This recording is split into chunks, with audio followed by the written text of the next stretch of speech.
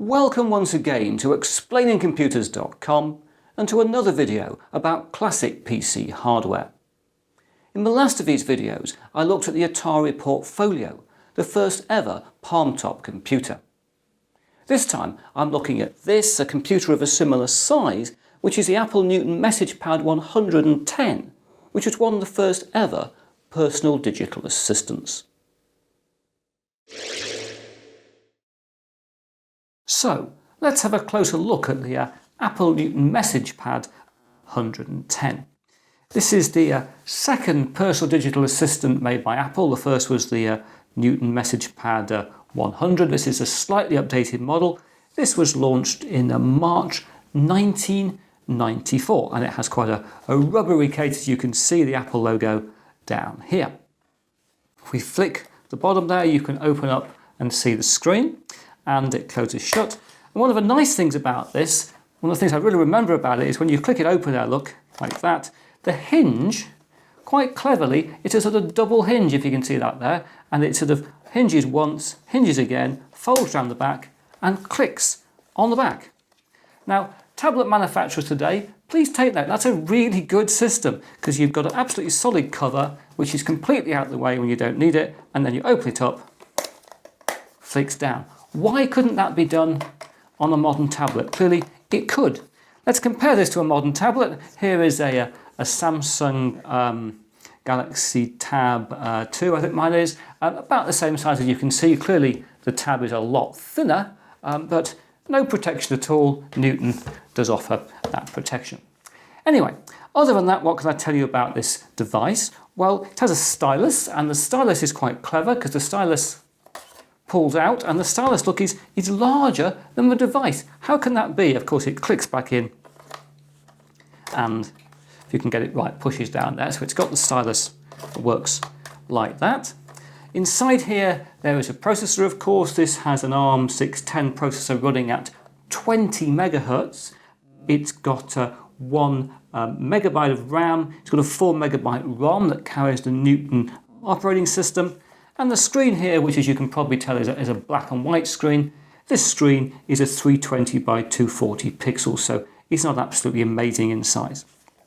We've got a few opportunities for expansion, well, one really. If we look underneath, get it the right way around, you can see I can flick open a little catch, and out here would come a standard PCMCIA Type 2 card. This is a piece of plastic, of course, but if you put a card in, it would go in there and click in.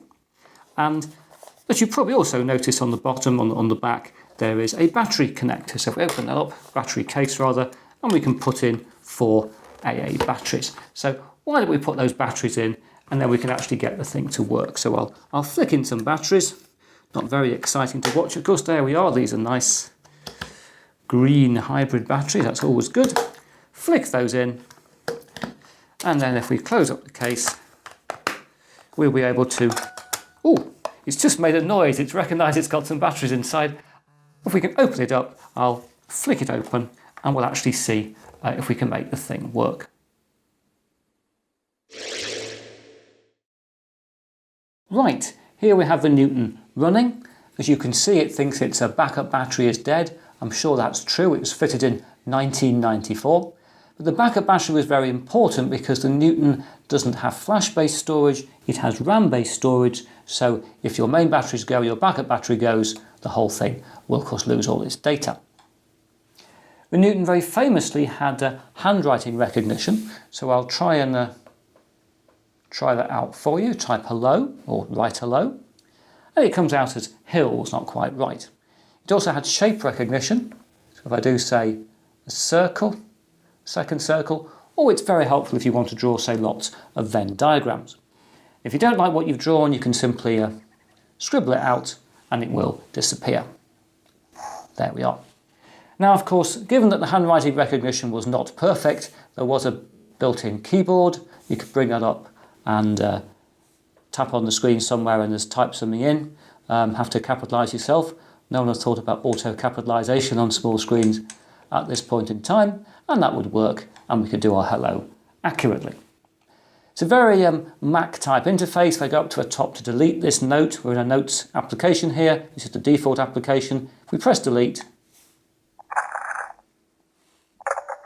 as you can see, it scrunches things up and puts them in the bin.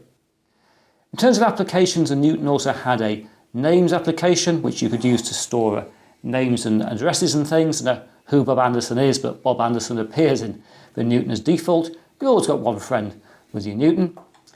And you've also got a calendar, a dates application. You can also have, say, to-do list. We could try, I don't know, let's try writing again. Make video. Okay, I'm not very neat, especially from this angle, but it really doesn't work very well, does it? And this was really, I think, the Newton's challenge. It tried to do lots of very clever stuff. Undoubtedly, it's a classic PC because it gave us a new form factor that eventually became really, really popular. But unfortunately, with a 20 megahertz processor, it didn't back in 1994 have the power to pull off the kind of artificial intelligence that it was claimed to have, and that was the basis of trying to sell this to the mass market.